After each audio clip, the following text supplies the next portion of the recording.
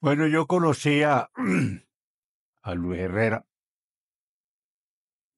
en el año 48, en que llegué del Táchira. Y mi punto de referencia aquí en Caracas era el diario El Gráfico. Y pues yo ya había trabajado un poco antes en comunicación allá en San Cristóbal. Y había comenzado un poco a escarbar el escribir. Y además estaba ligado pues, al partido desde muy temprano, desde muchacho. Y entonces la referencia que me dieron fue el gráfico, como punto de referencia aquí de partidista. Y entonces, bueno, me enganché o me engancharon a comenzar a trabajar allí. Eso fue poco antes de la caída de Rómulo Gallegos, 48. 48. Y después entonces seguí en el gráfico, pues trabajando, vendí esas cosas. Yo comencé con, prácticamente comenzar como corrector de pruebas, de esos tiempos en que corregía las pruebas sobre esas tiras enormes de papel. Y por cierto que como corrector de pruebas tuve como compañeros a Antonio Pascuali y a Elio Gómez Grillo. Antonio Pascuali éramos compañeros en el Andrés Bello, en el preuniversitario, y entonces yo llevé a Antonio Pascuali a trabajar como corrector de pruebas también en el gráfico.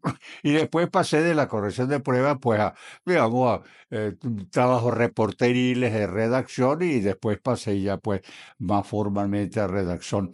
Y Luis, en ese tiempo, el jefe de redacción era Jiménez Landines y después de Jiménez Landines vino como jefe de redacción Luis, ¿ve? Siendo el director del periódico el doctor Landés. De manera que ahí conocí yo a Luis en un conocimiento y amistoso que duró toda la vida hasta que él murió. En el gráfico, prácticamente el gráfico murió por allá hacia el año 51, después de que entró el gobierno militar de inanición, porque ya no tenía, digamos, fuentes de abastecimiento, y prácticamente murió en manos de Luis Herrera y de Rafael León, y yo estaba con ellos allí. Así desapareció el gráfico. Bueno, pero yo trabajaba también, digamos, en cuestiones de juventud y en cuestiones del partido y en la universidad. ¿M? Y entonces seguía pues el relacionamiento con Luis, ¿no? Es decir, en cuestiones de la universidad, del partido, etcétera. Bueno, ya. Entonces, hasta el año 52. En el 52 hubo, a comienzos del 52, la huelga universitaria que cerraron la universidad en la cual Luis fue uno de los líderes, uno de los dos líderes de la huelga universitaria del 52 con uno de Acción Democrática que le llamaban Escalera Rodríguez, eran los dos que estaban ahí. Y a raíz de todas esas cosas, pues expulsaron a Luis. Y resulta que el año 52 pues, fue muy significativo para los dos, porque los dos salimos del país. Él en condición de exilado para Bogotá y después de Bogotá se fue por Europa. Y yo salí para el seminario. Me vino, pues Dios me llamó a la vocación sacerdotal y entonces el que acababa de llegar como arzobispo coadjutor de Caracas, Monseñor Arias Blanco, que había sido obispo de San Cristóbal, entonces yo le confesé a él que yo había recibido como esa vocación de Dios y quería entrar al seminario, entonces me dijo, te vas para Roma. De manera que prácticamente coincidimos en que Luis se fue al exilio para Bogotá y yo me fui para Roma para iniciar el seminario. Él tuve bastantes años en Roma. Y Luis fue para el exilio y de Bogotá él pasó a Europa. Eso es otro capítulo pues de cosas. En Europa, pues él estuvo un tiempo en Roma, y en Roma, pues ahí había el Colegio Pío Latinoamericano al cual fui yo a estudiar. De ahí estudiaba uno en la Universidad Gregoriana. Y yo lo ayudé a relacionar mucho con los seminaristas y con un padre venezolano que estaban en el Pío Latinoamericano. Y para él fue pues una ocasión pues de relacionamiento con connacionales en el exterior en momentos en los cuales pues eso es tan necesario y tan útil, porque era gente que compartíamos pues los mismos ideas o ideales. Y después de eso él fue para otros lugares. Y yo tuve correspondencia con él durante el exilio. Me guardo varias cartas de él en el exilio. Y bueno, en el exilio, ya hacia el final, el último encuentro con él exilado fue en Múnich. Precisamente había publicado él ese Frente al 58, que fue un libro en el que él preanunciaba en alguna manera lo que iba a suceder. Bueno, era un deseo que él expresaba ahí en el libro y al mismo tiempo algo por lo cual estaba trabajando. Y el libro se lo escribió Frente al 58 y que resultó en ese sentido, digamos, como profético, ¿no?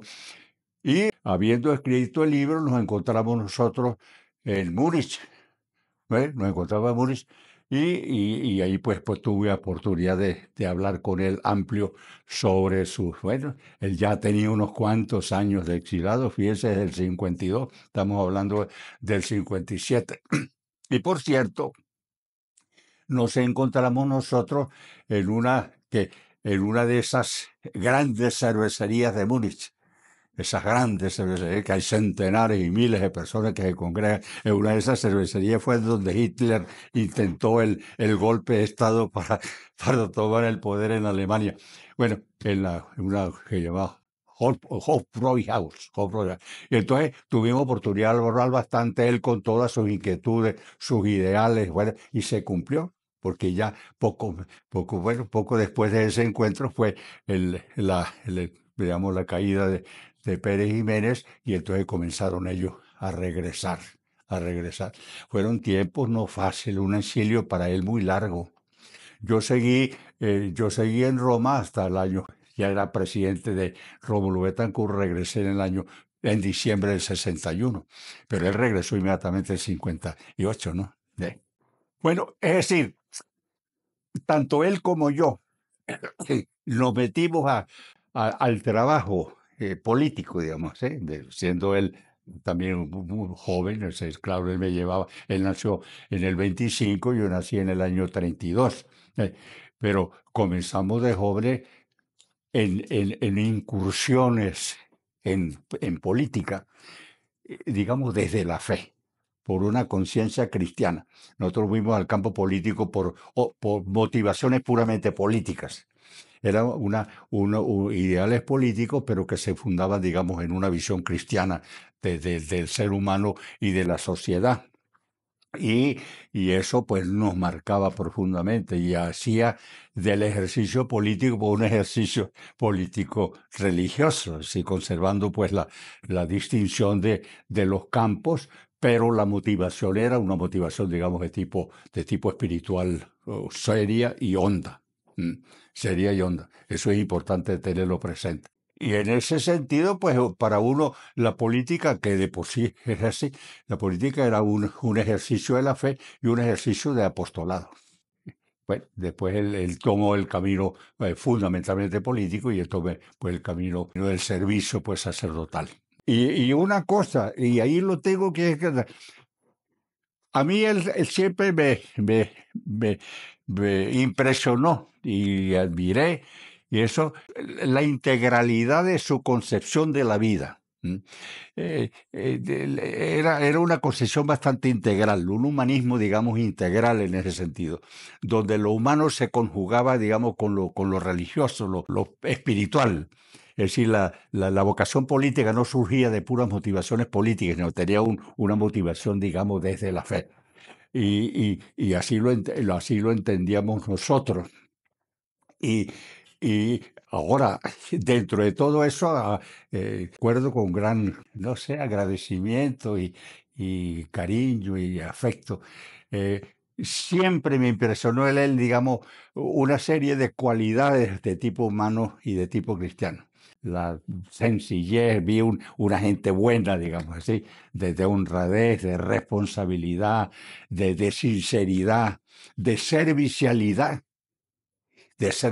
y solidaridad, de sinceridad, el sentido de la verdad, pero al mismo tiempo con un profundo respeto de los demás. Yo no conocía en él rasgos autoritarios así.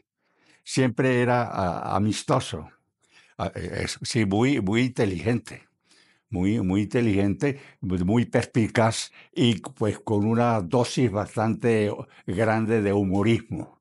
Él era, él tenía su sentido de humor y era pícaro en ese sentido, pero muy bueno, íntegro, una persona íntegra. Yo no tengo algún elemento así que signifique como una especie de nube o de nubazón o aspectos grises en él. Siempre lo noté muy transparente dentro de su seriedad, dentro de su profundidad, pero lo noté, digamos, de una gran sinceridad, de una gran bondad, sinceridad, solidaridad, fraternidad y de sentido de la verdad y de la responsabilidad. De tal manera que para él no era un político así cualquiera, era una realidad humana y cristiana bastante completa.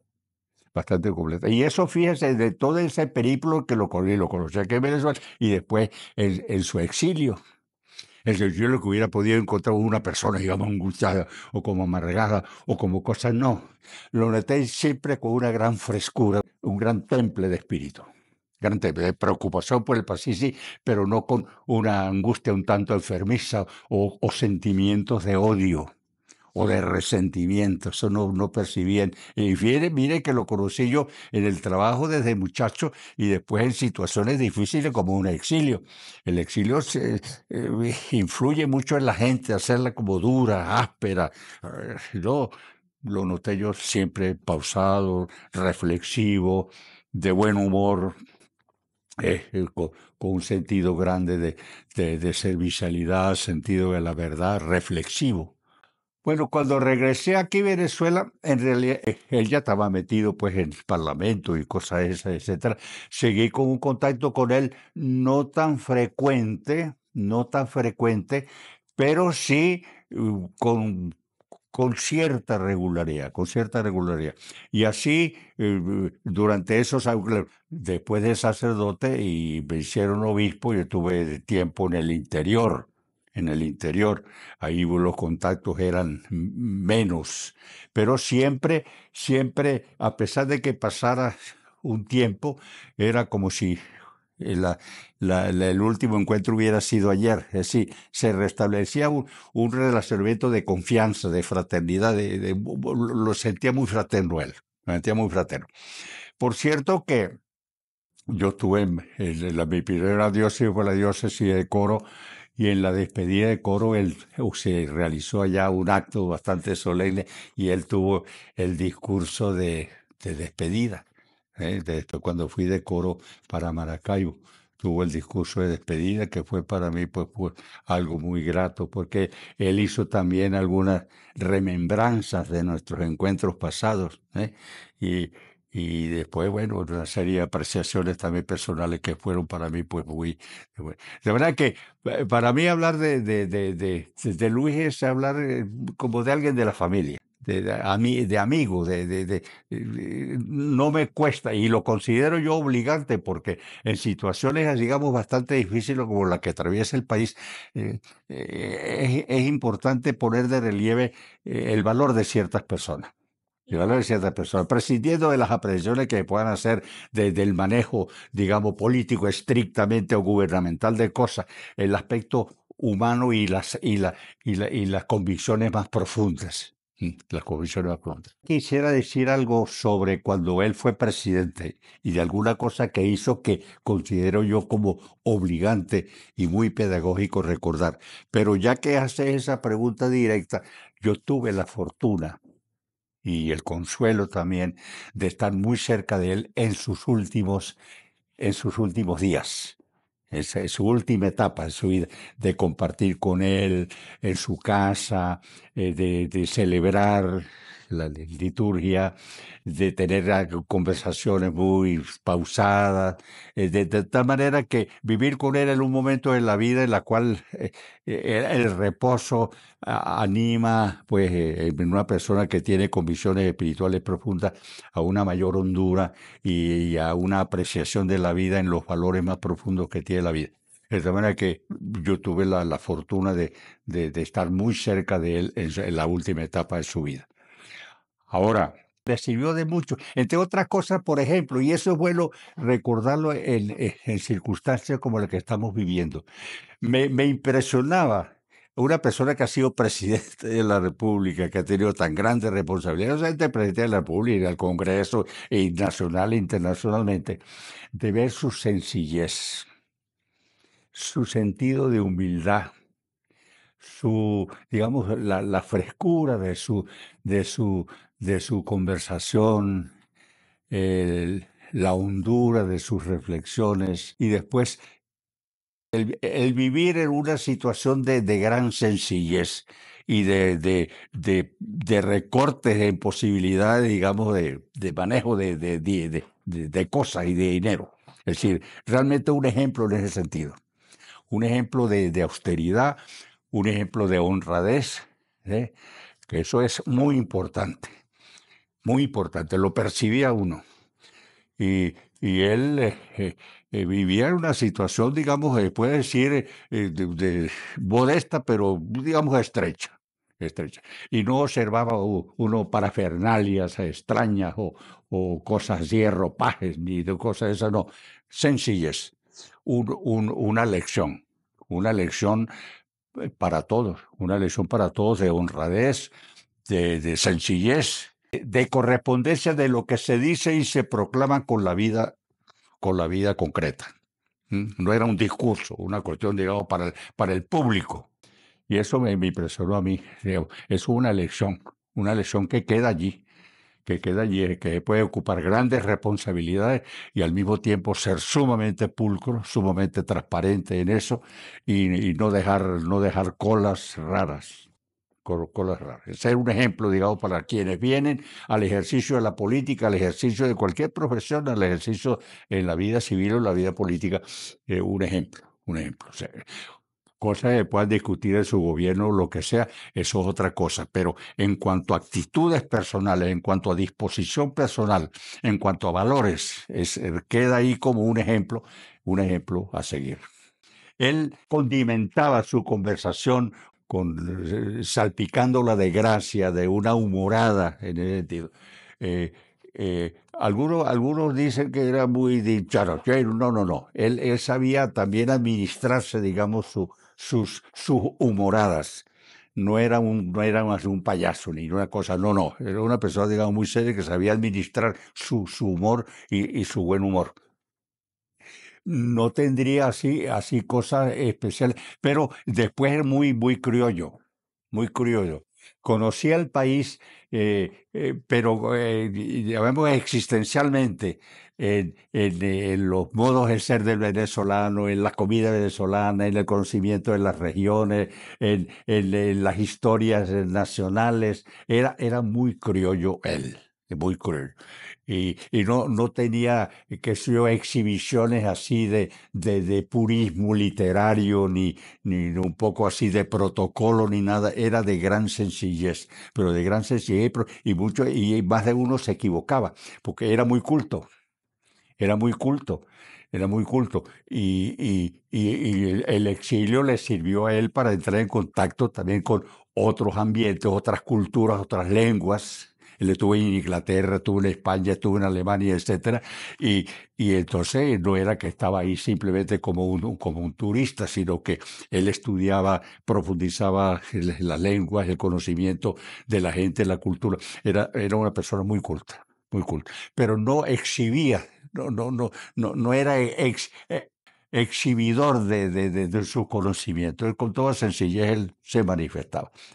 Realmente quizá pueda parecer un tanto exagerado mi apreciación de él, pero lo digo con toda sinceridad, porque siempre a mí, viendo su personalidad, sí que pueda decir alguna cosa que pudiera tachar, no. Y entonces él era muy venezolano, conocedor mucho de nuestra historia, y ahora de la presidencia, sé que él hizo cosas importantes, no es para asunto de discutir sus planes de gobierno, lo que sea, pero hizo obras que son importantes y que se recuerdan y que son significativas del país, como el Teresa Carreño, cosas por el estilo. Bueno, eso. Pero hay una cosa que sí quisiera yo y cuando se me brindó la oportunidad de una entrevista, de recalcar esto y de enfatizar esto. Lo que él hizo como presidente y desde comienzo de su presidencia, que fue la creación del Ministerio de Estado para la Inteligencia. Que él mismo en el discurso que pronunció en el Congreso cuando inició toda esta cosa, él habla de que algunos pues habían recibido con un poco de humor la cosa y algunos se hacían chistes sobre eso. Entonces, él hace referencia en palabras al Congreso sobre estas cosas, pero también dice, al lado de los humoristas había personalidades de primer relieve internacional del orden académico, del orden gubernamental, del orden de las organizaciones internacionales que le pusieron atención a esa iniciativa. Y entonces se llevaron para sus países y puede decir que provocó una expansión de la preocupación por toda esta temática de la revolución de la inteligencia. Y para mí, y quizá exageren la cosa, y a veces hay que exagerar para que a uno le pongan atención a lo que uno dice, ¿no? Para mí es de los grandes proyectos que ha habido en este país y los, de las pérdidas grandes que había en este país, como fue el que hubiese desaparecido el Ministerio de Estado para la Inteligencia en el cambio que hubo de la presidencia de Luis Herrera para quien le sucedió, porque ese ministerio murió sin pena ni gloria, sin deudos, y eso es doloroso.